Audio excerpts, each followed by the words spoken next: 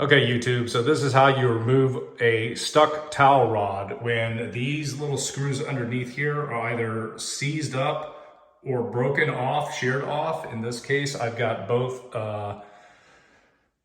these tiny little set screws that are just super small, super stuck in there, and some of them are missing half the bite area. So I basically am forced to figure out a way to get these off. So the only way to do it is to take your drill, use a drill bit, either this style or a traditional style drill bit like that.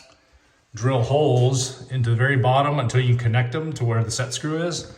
And then you can basically take a flathead screwdriver to pry it out. That's the only way to be able to do it. I couldn't find anybody else with videos on how to remove these if they're kind of stuck and seized in that way.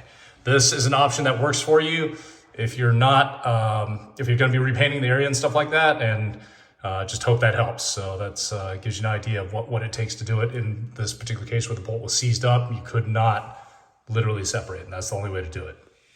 Cannot use a reciprocating tool because for whatever reason, this particular, this entire piece is metal. It will take a long time to saw through it with a reciprocating tool, so don't recommend that. Use titanium bits like the ones that I've got utilized here for cutting into metal, and that will make much shorter work of it, so you can work through that.